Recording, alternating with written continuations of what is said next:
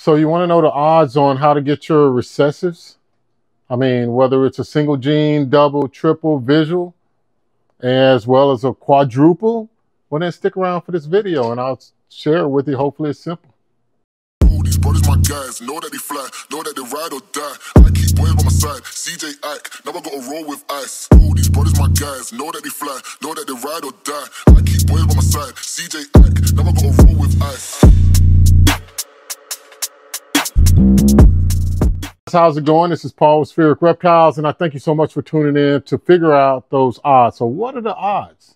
What are the odds that you're breeding and you'll get what you want? So in this episode, we'll talk about those recessive traits and how to get those, because remember, we need a copy from both parents, one copy from each to get that visual expression of that het. Or if you have two visual parents, then of course you don't get the hets, you just get visual copies. But one of the key things and why I came up with this, because I get a lot of questions about how do I know which snakes to pair and when to pair them and stuff like that. But I think when to pair them is not as important as what you do before you actually have something to pair. So you got to have a plan so that when you are planning your pairings that you get the right animals to suit your needs over time, basically, right? So you don't want to take forever to produce your animals. You want to do it as fast as you can, because that's what you're in this for. You, not to say that you're in it for immediate gratification, but you want some gratification, right? I hope that you're just not doing it not to get anything out of it, because that would steal all the joy in breeding animals, whether they're ball pythons and they're boa constrictors, or they are monitor lizards, or some other like a caiman lizard, you know, something like that. So whatever you choosing to breed, these simple things work with reptiles no matter what, because of the way that their genes work and the way that those alleles cross and things like that. So this episode focuses on ball python, so hopefully it's something that you can use. If you're a pet owner, just look at the video. Maybe it's something that you're thinking about for the future. Maybe you had questions about it. But either way, I would like for you guys to let me know what you think. And if you like the video, please like and subscribe. Without anything else, I'll get right into it. First, I'll start off with those single gene recessives, because I think if you understand how this works, then you basically will understand the whole thing. So a single gene recessive, if you have a visual, it's 1/1, right? So I'll use that term as a ratio of 1/1. And so that means that you have two copies for that visual expression of that animal. Now, if you get a heterozygous, I'm going to say the ratio is 1/2. So that's half. So I'm going to say half or 1/2. They're interchangeable for this video for the purposes. I have a slide in front of you right now, just to let you see what I'm talking about. And with that, the best thing that I can say is if you breed a visual single gene recessive to a het, your copies would be, you got a 50% chance per egg. It's always per egg. A 50% chance per egg of getting that visual recessive parent, right? Or that animal, that outcome, whatever you want to say, but that's what you want. So that's a perfect scenario if you can't do a visual to a visual, or a homozygous to a homozygous. So if you do a homozygous to a heterozygous, in this case, your chances per egg are 50% or 1/2 or 1 in 2. But that doesn't mean that half of the eggs will come out recessive. You could strike out altogether, or you could get all, you know, recessive visual outcomes. So that's one thing you got to think about. So the second thing, as I put this back up, is a heterozygous to a heterozygous. And the way I want you guys to think about this is it's 1/2 times 1/2. So your product of that would be 1/4, or the ratio is 1/4 per egg. So you got a 25% chance if you breed a heterozygous to a heterozygous and getting that visual. And that's why people breed hets. It's not that they don't want the visuals. It's the fact that maybe some kind of way they bred their visual to a normal and they ended up with a het, or they bought a het. Either way, it could be pricing of the animal. You will have a 25% chance per egg to get that homozygous or that single gene recessive. So now that we've covered the single genes, let's go into the double. I think the doubles are a little bit more intuitive. I mean, normally people can do with one gene or two genes of an animal, but when we start adding on a double, a triple, a quadruple, a lot of the times people really can't explain it. So what I'm doing here is just really trying to simplify it. So every time you add on, like, so you go from single to double to triple to quadruple, I want you to think of 1/2. And so if you take 1/2, you got one gene, is to the power of 1. Now, if you do 2, now it's 1/2 to the power of 2, so, or squared, or whatever you think. So what we're looking at here is if you have a double visual that's 1/1, and you breed that to a double het, right? Because if you got double visual to double visual, we know what you get. You get homozygous, you get visuals. So if you breed that double visual to that double het, that is 1 times 1/4. So you got a 25% chance per egg of getting that homozygous for the double visual. And that's whether you do ultramel to puzzle, or if you choose clown to desert ghost, if you choose pie to monsoon. I mean, so, you know, if you got that double visual and you breed that to that double het, you got a 25% chance, or 1 in 4 per egg, to get that desired outcome.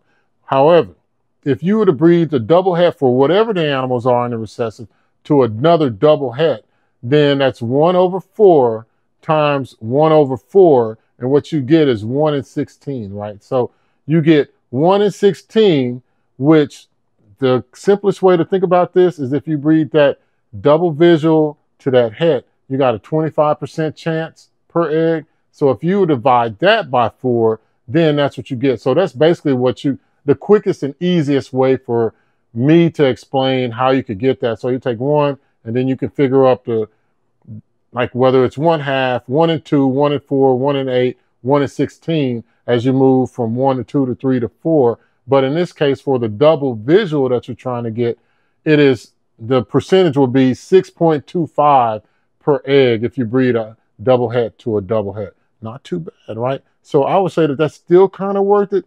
Now you're starting to see how you're moving further and further away from the chance of you rolling, you know, an 11 or a 7 or snake eyes or whatever you do if you gamble. Like if you shoot craps, then, you know, you understand these odds. It's like every time you hold that dice, you get something. Well, in the case of double visual to double visual, this is what you get.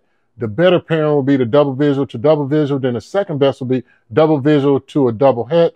And the last possible thing that I would recommend would be a double het to a double het, just because you go from 1/1 to 25% down to 6.25%. Hopefully I'm not going too fast. If you need to rewind this a little bit, you can, I got these screens up here so that you can actually do a screenshot of it, or you can copy it in whatever way that you can so that you can have this for your records. Now we're moving on to the triple recessive. So that's an animal with 3 different recessive traits. So if you can buy a triple visual homozygous and breed it to another homozygous triple visual, great for you. Then you end up with all of them being homozygous for that triple visual trait. But if you cannot, then let's discuss the first option. So this is 1/2 or 1/2 to the 3rd power, right? So if you're thinking about mathematically, you got your quotation, you got the 1/2, your quotation, and the 3 above. So that's the way that you need to look at this. So it's 2 times 2 times 2, which is equal to 8. If you got that triple visual, then it's 1-to-1 in the ratio. And if you have that triple het, because of the way that power works, now you have, for that triple het, it's already set down to 1/8 for your ratio. So if you multiply those out, then you get a 1 in 8 chance of getting that animal. So that's not too bad. I mean, if you think about per egg, if you got a 1 in 8, then your chances of success with that are pretty. Then if you got a 1 in 8 chance per egg, then that's 12.5%. And that's not too bad if you're looking at it like if you just say an equal 10% per egg of getting that triple visual. You don't have to, your stakes aren't as high, you know what I'm saying, if you do it that way. But that's to a triple visual homozygous to a triple het. And that's what you got. You got 12.5%. Now say that you can't do that, and you got a triple het to a triple het, that's 1 in 8 to a 1 in 8. So if you multiply those, then you get 1 in 64. Now, I think that you're starting to slide even further down from a producing what you want perspective. And then the animals that you do get from that, they're going to be 66% het for those traits that aren't visual. So then that would force you to genetic test all these, and which is good if that's what you would like to do. But if you're trying to get visual outcomes or make things simple for you, then your ratios would definitely be worse if you were to go from 1 to 8 to 1 to 64. And remember, it's per egg. The average ball python clutch is about 6 to 8 eggs. So you could either win on maybe 1 or 2 of them, or you could strike out altogether with those odds with the triple het to a triple het. I'm just saying. I mean, so this information is just, it is what it is. So that's why it's important, I think, just to go back on getting those double visual, those triple visual males, and then get the females that are double visual, triple visual, or even single gene recessive, for the hets. Just because that way your male can go to more and spread the genes a lot better, so that if you are looking to do 2 clutches, then you can go from 6 eggs to 12 or from 8 to 16, and it's per egg as you go from 1 to 8 or to 1 to 64 in your ratios. Hopefully y'all understand that, right? I bet you do. I know you do. So hopefully this is helping. Now we'll move right along to the quadruple recessive, right? Quadruple recessive homozygous as an outcome from either a visual or a heterozygous. So for the quad hets, remember this is 1 over 2 to the 4th power. So this is 2 times 2 times 2 times 2, which is 16, 1 over 16. So if you breed that quad visual homozygous, which is 1 over 1, to a quad het for those traits, that's 1 over 16, that means that you have a 6.25% chance with getting that visual in that case, that visual homozygous. So 6.25 out of 16 chances for that to happen. So that's the best you can do if you breed that homozygous to that quad het, right? Now, if you go to the quad het, your ratios get blown completely out of the water. I mean, I'm just being honest. The chances of you hitting that would be like hitting the lottery, because now you got 1 over 16 times 1 over 16, which equals 256. So per egg, you got a 1 in 256 chance of getting that quad visual homozygous outcome that you're looking at. And the exact percentage for that is 0.4. So 0.4%, not even a whole percent, not even a half of a percent, but 0.4%. And I just really feel like if you go that route, then you probably should choose another project, because you're not going to probably ever get those outcomes. And when you do, guaranteed it won't be the male or the female that you're looking for. But if that's the only way that you got to do it, then of course work it. But let me talk to you about a way that I think would be more likely to bring you to success. So say if you can get in a perfect world, so this is a perfect world, right? We got Morph Market, so you can see the price of everything. You get to go to reptile shows. You got your own mind, your own plan. You got everything, right? So the best thing that I think is if you had this scenario, say if I have recessive traits, and I'm going to call them by the alphabet, A, B, C, and D. So the best thing that I would think for you to do is to get a male that's homozygous for A and B and heterozygous for C and D, right? So those hets represent, so it's 1 over 2 to the 2nd power. So that's 1 in 4 already just with that. So you got 2 homozygous and 2 heterozygous. Now you get a female that's homozygous for C and D, which are the recessive traits of the male. And that same female is double het for A and B. So that's 1 over 4, right? So that's 1 in 4 and 1 in 4. For all of the other genes, you're guaranteed to have 100% het, or you're going to get a combination for those other combinations that would lead you to success, right? So from that pairing, you got 16 different options. It doesn't change the number of options per egg, but what it does do is it gives you a greater chance of getting a triple homozygous, a double homozygous, or I'm talking about visual. And you're going to get more visuals. Maybe they're for other things, but if you get a triple visual that happens to be het for one, then that pushes your breeding project a lot further along per egg than you would if you were to breed 2 quad hets to a quad het, or even a quad visual to a het, right? I mean, because you're talking about 1 in 16 with that and 1 over 256. You know, I just think that that's the better way to go.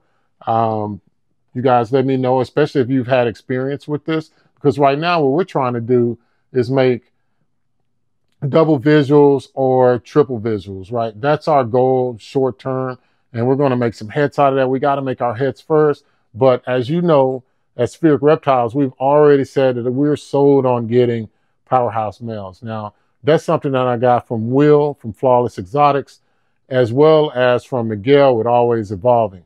They've been extremely open, both of them, and they're on 2 separate sides of the U.S. So I take it that, hey, I take both of their advice and I put it together, and that's the sum that I came up with for our business plan, is to get those powerhouse males, because they're always less expensive, which I don't know why, but they are. That's just the way that the market works.